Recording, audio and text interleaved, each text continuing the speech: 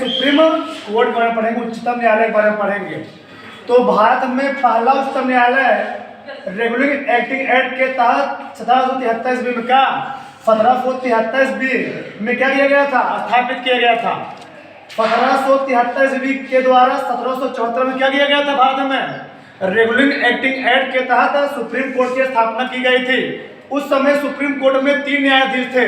जब regular act के तहत भारत में सुप्रीम कोर्ट की स्थापना अर्जुन ने किया था, उस समय सुप्रीम कोर्ट कितने न्यायाधीश थे, 3 न्यायाधीश थे, ठीक। 4 एक मुख्य न्यायाधीश कौन थे, एलिजा एम्पे, कौन थे, एलिजा एम्पे। और 3 अन्य न्यायाधीश थे, कौन थे, हाइड, लिमेस्टर और कौन, चैम्बरसन। उस समय 4 न्यायाधीश थे। मुख्य न्यायाधीश कौन थे, एलिजा एम्पे, और अन्य कौन थे, हाइड, लिमेस्टर और चैम्बरसन। आगे हम बात करते हैं उच्चतम न्यायालय। तो अनुच्छेद 124 में उच्चतम न्यायालय के बारे में बताया गया है, ठीक। अनुच्छेद 124 में बताया गया है कि भारत में कम से कम एक उच्चतम न्यायालय होना चाहिए, ठीक। तो उच्चतम न्यायालय का गठन कब किया गया था, तो उच्चतम न्यायालय के बारे में गठन का प्रावधान अनुच्छेद 124 भाग 1 बताया गया है। अनुच्छेद 124 भाग 1 बताया गया है कि उच्चतम न्यायालय कैसे गठन होता है। तो उच्चतम न्यायालय गठन कब किया गया था, 28 जनवरी 1950 को दिल्ली में सुप्रीम कोर्ट की स्थापना की गई थी। 28 जनवरी 1950 को दिल्ली में सुप्रीम कोर्ट क्या की गई थी, स्थापना की गई थी। तो जब दिल्ली में सुप्रीम कोर्ट की स्थापना की गई थी, तो उस समय दिल्ली में 1950 में एक मुख्य न्यायाधीश और 7 अन्य न्यायाधीश थे। अर्थात उस समय 1950 में दिल्ली में कुल न्यायाधीश कितने थे, कुल न्यायाधीश थे 8। एक मुख्य और 7 अन्य, कुल कितने थे, 8 थे। वर्तमान में कितने हैं, वर्तमान में सुप्रीम कोर्ट में एक मुख्य न्यायाधीश और 33 अन्य न्यायाधीश हैं। अर्थात कुल मिलाकर वर्तमान में 34 न्यायाधीश हैं। न्यायाधीश को बढ़ाने का अधिकार, जैसे जैसे अपने भारत देश में, किसी भी देश में, जैसे किसी देश में जनसंख्या बढ़ता जाता है, क्या होता है, वहां की संसद मीटिंग होती है, और मीटिंग क्या होता है, वो सुप्रीम कोर्ट में क्या किया जाता है, क्या न्यायाधीश संख्या क्या बढ़ा दिया जाता है, ठीक। अगला अनुच्छेद 124(2) में, अनुच्छेद 124(2) बताया गया है कि सुप्रीम कोर्ट के न्यायाधीश कैसे नियुक्ति होती है।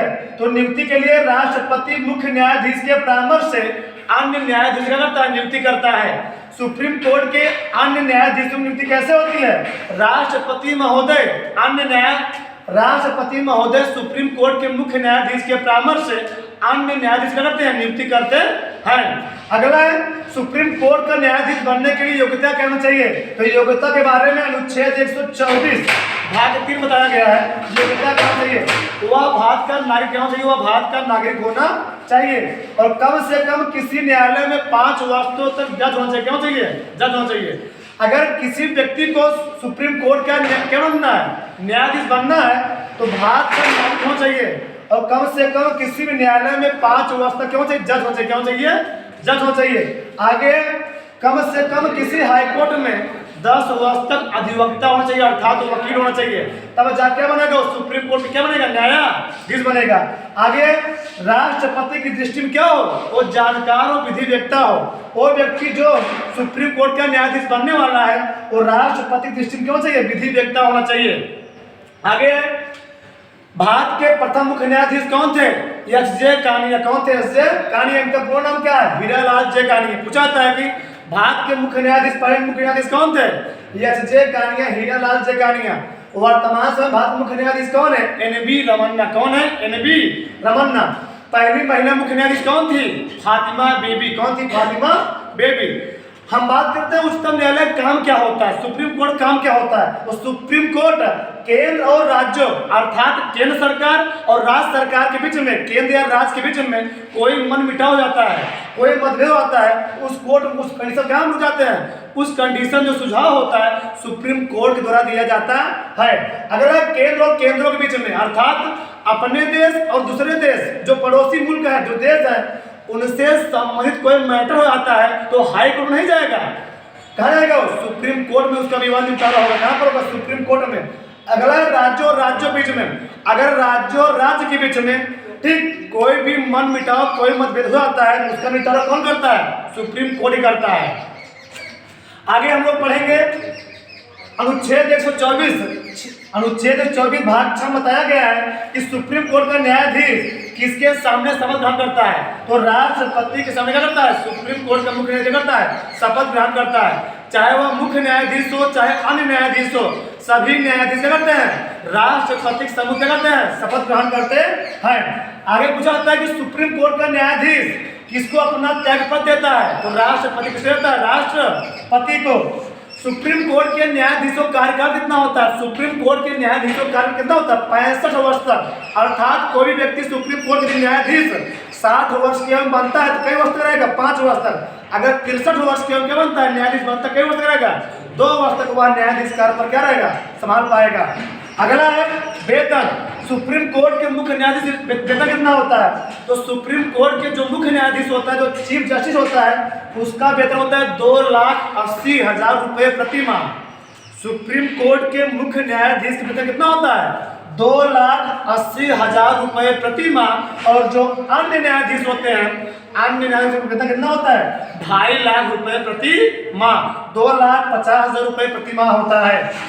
आगे, देश का सबसे बड़ा न्यायालय कौन होता है? Supreme court. कौन होता है? Supreme court. वर्तमान उसके मुख्य न्यायाधीश कौन है? एन.वी. रमन्ना। कौन है? एन.वी. रमन्ना। उसके बाद भारत के प्रत्येक राज्य में कम से कम एक हाई कोर्ट होना चाहिए। क्या होना चाहिए? सुप्रीम कोर्ट बाद क्या होता है? High court. भारत के प्रत्येक राज्य में कम से कम एक हाई कोर्ट होना चाहिए, संविधान में प्रावधान किया गया है। उसके बाद क्या होता है? District court. डिस्ट्रिक्ट कोर्ट सीमाएं में करता है। डिस्ट्रिक्ट कोर्ट में सीमाएं का करता है डीएम। कौन? District magistrate. अगर डिस्ट्रिक्ट में अपना गांव में मान लो घर परिवार में कोई मैटर हो जाए, हम लोग पहले कहाँ जाएंगे? District court. कहाँ जाएंगे? डीएम के पास जाएंगे, डिस्ट्रिक्ट कोर्ट में जाएंगे। उसमें सुनवाई क्या करता है? वहां पर सुनवाई क्या करता है? डिस्ट्रिक्ट मजिस्ट्रेट करता है। उससे से क्या होता है? मुंसिफ कोर्ट। मुंसिफ कोर्ट होता है, मुंसिफ कोर्ट होता है। और उससे से क्या होता है? ग्राम पंचायत अर्थात प्रधान होता है। गांव में कोई मैटर हो तो हम लोग पढ़े कहाँ आते हैं? अपने मुखिया के पास जाते हैं, प्रधान के पास जाते हैं। आगे हम लोग पढ़ेंगे कुछ विशेष बिंदु। तो सुप्रीम कोर्ट जो होता है देश का सबसे बड़ा अपीली न्यायालय है। सुप्रीम कोर्ट जो है देश का सबसे बड़ा अपीली न्यायालय है। अर्थात जो निर्णय दे देगा उस निर्णय कोई भी हाई कोर्ट काट नहीं पाएगा। उसका निर्णय हर जगह क्या होगा? मान्य होगा। ठीक। अगला है अनुच्छेद 183 इसमें अनुच्छेद 183 में बताया गया है कि सार्वजनिक महत्व के विवादों पर राष्ट्रपति सुप्रीम कोर्ट से परामर्श कर सकता है। अगर राष्ट्रपति के बारे में कोई मान लो मनमुटाव हो जाता है, क्या रहता है? वह सुप्रीम कोर्ट क्या होता है? परामर्श ले सकता है। आगे अनुच्छेद 137 में बताया गया है कि न्यायिक पुनर्विलोकन का अधिकार है। सुप्रीम कोर्ट को अधिकार दिया गया अनुच्छेद 137 के तहत उसे अपने निर्णय पर खुद का अधिकार होता है। अर्थात सुप्रीम कोर्ट यदि कोई निर्णय दे देता है उसको चाहे क्या? उसको बदल भी सकता है। उसको न्यायिक पुनर्विलोकन का अधिकार दिया गया। किसके तहत? अनुच्छेद 137 के तहत। अगर कोई कानून बना दिया, कोई अधिनियम बना दिया गया तो सुप्रीम कोर्ट उसको चेंज कर सकता है। अगला अनुच्छेद 32 में कहा गया है, अनुच्छेद 32 में सुप्रीम कोर्ट नागरिकों के मौलिक अधिकारों की रक्षा करता है। ठीक। अनुच्छेद 32 में कहा गया है कि सुप्रीम कोर्ट नागरिकों के मौलिक अधिकारों की रक्षा करता है। वर्तमान समय में भारत में संविधान में 6 मौलिक अधिकार। कितने मौलिक अधिकार है? 6 मौलिक अधिकार। पहला कौन है? समानता का अधिकार। दूसरा कौन है? स्वतंत्रता का अधिकार। तीसरा कौन है? शोषण के विरुद्ध अधिकार। चौथा कौन है? धार्मिक स्वतंत्रता का अधिकार। पांचवा क्या है? संस्कृत एवं शिक्षा संबंधी अधिकार। और छठवां क्या है? संवैधानिक उपचारों का अधिकार। आगे अनुच्छेद 129 में अधिकार दिया गया सुप्रीम कोर्ट को कि अभिलेख न्यायालय अर्थात सुप्रीम कोर्ट जो निर्णय दे देगा वह निर्णय भारत का कोई भी हाई कोर्ट उसे काट नहीं पाएगा। अर्थात वह निर्णय हर जगह मान्य होगा। अर्थात किसी न्यायालय में उसकी चुनौती नहीं दी जा सकती है। जो सुप्रीम कोर्ट निर्णय दे दिया वह निर्णय क्या होगा? सर्वमान्य होगा, सभी को मानना पड़ेगा। आगे महत्वपूर्ण कुछ बातें हैं। 69वां संविधान संशोधन 1912 में दिल्ली को क्या दिया गया था? राजधानी का दर्जा दिया गया था। पूछा जाता है कि दिल्ली को राजधानी दर्जा कब दिया गया था? 1912 में। कब दिया गया था? 1912 में। किस संविधान संशोधन के तहत? 69वां संविधान संशोधन के तहत 1912 में दिल्ली को राजधानी का दर्जा बनाया गया था। दिल्ली अपने भारत देश की राजधानी क्या थी? कोलकाता थी, ठीक। फिर बाद में क्या बनाई गई? दिल्ली बनाई गई। आगे है अधिवक्ता अधिनियम 15 जून 2011 के तहत, अधिवक्ता अधिनियम 15 जून 2011 के तहत देश के किसी न्यायालय में वकालत कर सकता है कौन? सुप्रीम कोर्ट का, मतलब किसी भी देश का हाई कोर्ट का जो कौन होगा? वकील हो, क्या होगा? वकील। वो देश के किसी भी न्यायालय में, अर्थात किसी भी हाई कोर्ट का जो वकील होगा वो अपने देश के किसी भी हाई कोर्ट में वकालत कर सकता है।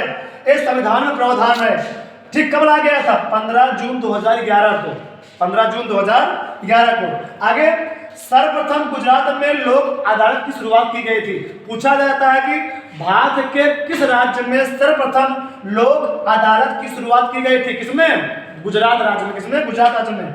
आगे अनुच्छेद 142 में सुप्रीम कोर्ट को अधिकार दिया गया है कि सुप्रीम कोर्ट के आदेशों का पालन करवाना राष्ट्रपति का अधिकार है, कर्तव्य होगा। अर्थात सुप्रीम कोर्ट जो नियम कानून बना देगा उसको राष्ट्रपति उसको क्या करेगा? लागू करवाएगा अपने माध्यम से, ठीक। आगे सुप्रीम कोर्ट के न्यायाधीशों को महाभियोग प्रक्रिया क्या होता है? हटाया जाता है। एक बहुत बड़ा प्रक्रिया है जिसके द्वारा हम लोग क्या करते हैं? राष्ट्रपति महोदय और सुप्रीम कोर्ट के मुख्य न्यायाधीश को करते हैं, हटाया जाता है। किस द्वारा? महाभियोग प्रक्रिया द्वारा।